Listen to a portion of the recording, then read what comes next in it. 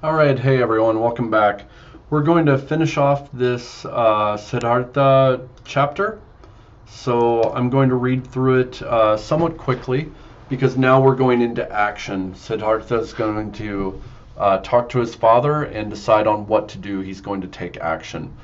Um, Make sure to ask questions if I skip over anything or if there's something regarding grammar or anything. Hit us up on RJK English. I've got it up here. And you can ask me any questions you have, and I will definitely answer them. I'll be posting videos there as well. So let's get to it. Siddhartha sees the Shramanas, not the Samanas, but here we're going to say Samanas. The people outside of society that are hurting their bodies, trying to reach God. I'll show you a picture of one of these sadhus. So sadhus look like this. These are the sadhus, and many of them do amazing yoga. Why would their shoulders be cut? Sadhu yoga, head down. Let's see if I can find something. Yeah, here, this sadhu is doing this posture, and they will stay in this posture for hours and hours. Or here, they'll be on their shoulders for hours and hours. Or their head will actually be in the floor, in the ground, for hours and hours while they sit there. And this is why their shoulders would be cut, why they have bleeding shoulders. And you see all of them are dusty. These are the people that Siddhartha is noticing. So, in the evening, after the hour of contemplation, Siddhartha said to Govinda, "Tomorrow morning, my friend, Siddhartha is going to join the Samanas." We see here that Siddhartha talks about himself in the third person. It's a little odd. Kings do this. But he talks about himself as Siddhartha, even though Siddhartha is the one speaking. Tomorrow, my friend, Siddhartha is going to join the Samanas. He is going to become a Samana. Govinda blanched. This is where the blood runs out of your face.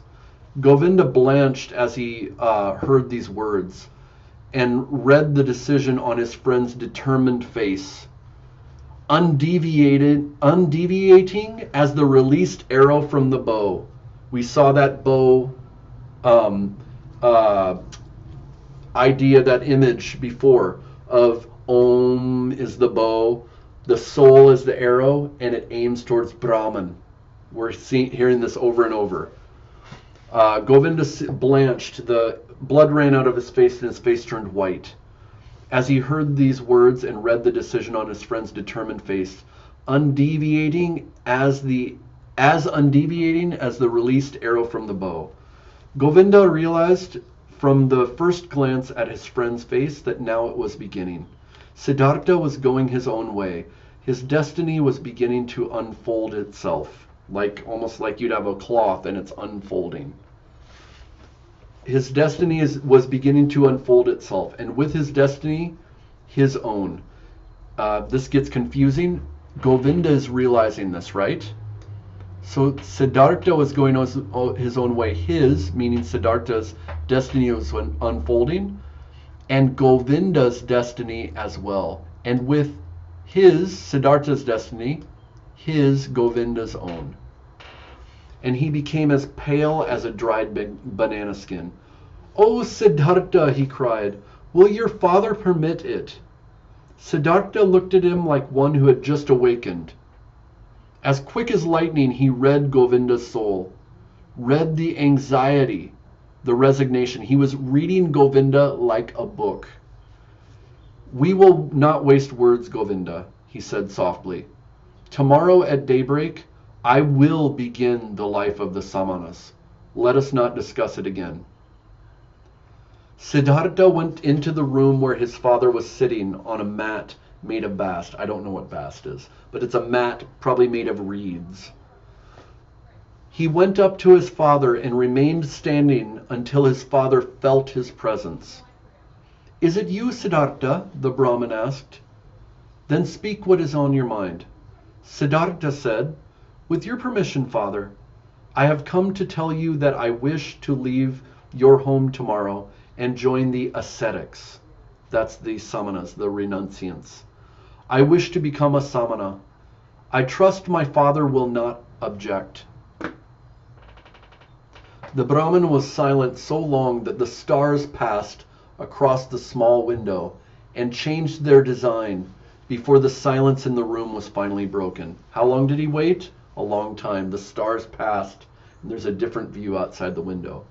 His son stood silent and motionless with his arms folded.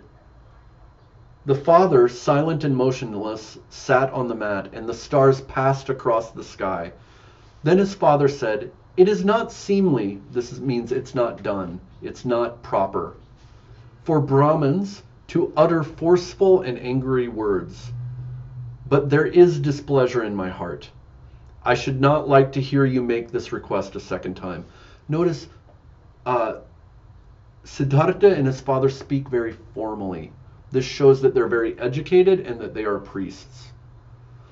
The Brahmin rose slowly. Siddhartha remained silent with folded arms. "Why are you waiting?" asked his father. "You know why," answered Siddhartha. His father left the room displeased and lay down on his bed. An hour passed by, and he, his father, could not sleep. The Brahmin rose, wandered up and down, and then left the house. He looked through the small window of the room and saw Siddhartha standing there with his arms folded, unmoving. He could see his pale robe shimmering, his heart troubled. The father returned to his bed. With his heart troubled, meaning he was at unease, he went back to his bed. What does it mean to shimmer? Have you ever seen a sparkly dress? Sparkling or shimmering means that it looks like little lights are flashing as the light moves over it. This is called shimmering or sparkling.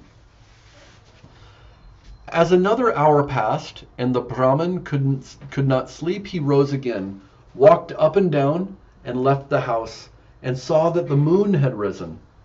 He looked through the window. Siddhartha stood there unmoving, his arms folded. The moon shone on his bare shin bones. His father could see through to see that his shins, the moon was shining on Siddhartha's shins. This is this part of the leg, the shin. His heart troubled, the father went to bed.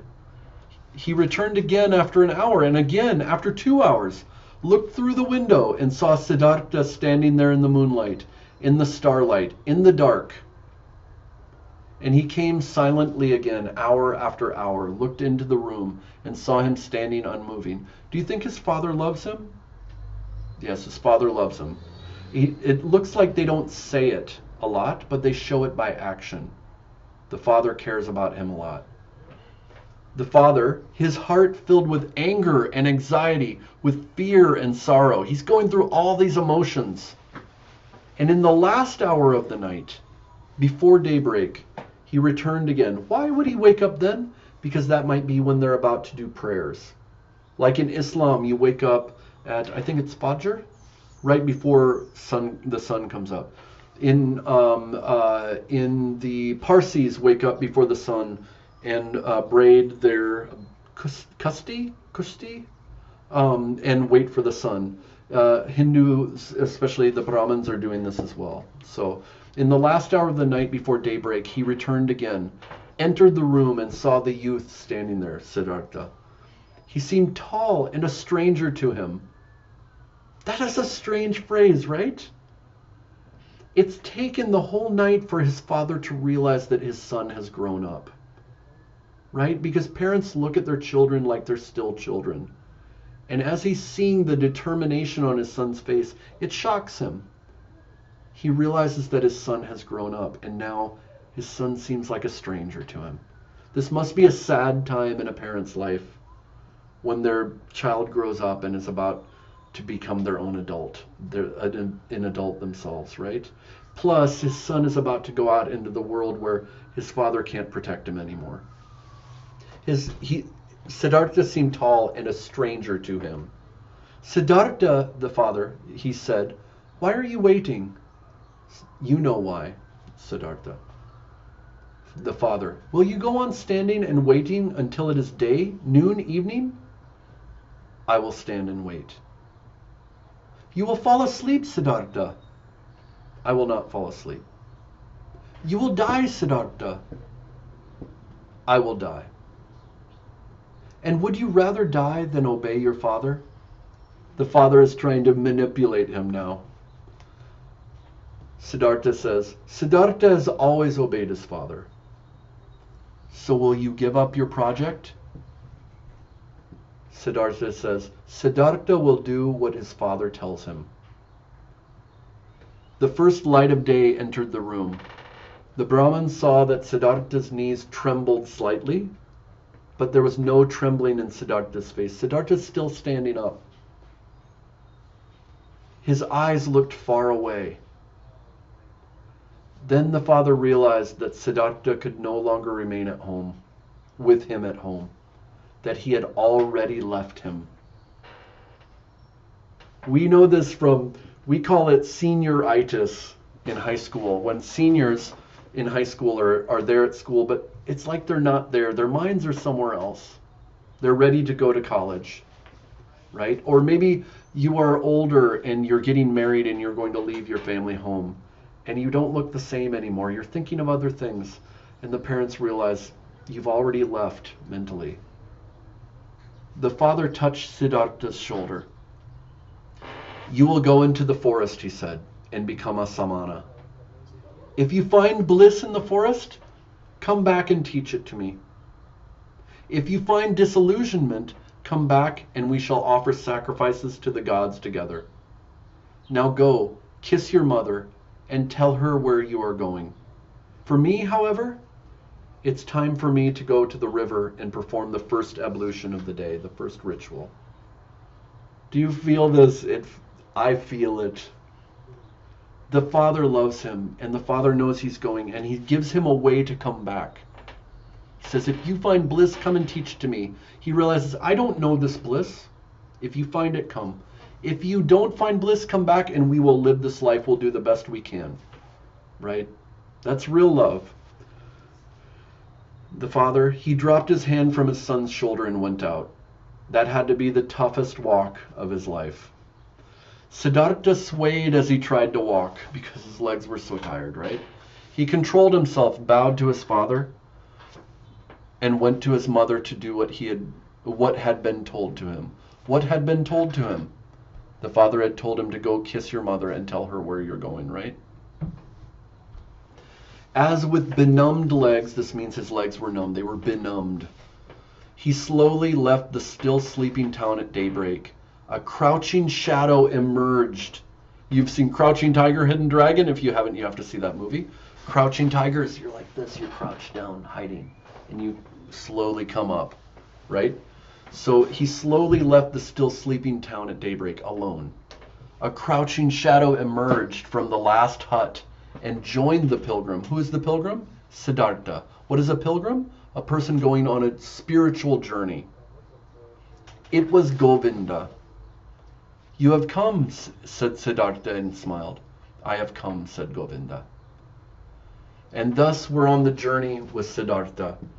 This mirrors a lot of Indian stories. The story of the Ramayana is the story of the great King Ram, who also has to go into the forest, and his friend, his brother Lakshman, follows after him. In the same way here, we see Govinda following Siddhartha. So that's the end of chapter 1. Great job. You are reading a novel in English. You're doing it. Great job. I hope you're enjoying it. Next time we'll start on chapter 2. All right. I have to see how to. All right. See you guys. Make sure to like and subscribe. If you like this, share the video with someone else that you think would enjoy learning with us. And go to RJK English and let's talk. Let's talk about all of these things. All right. See you later.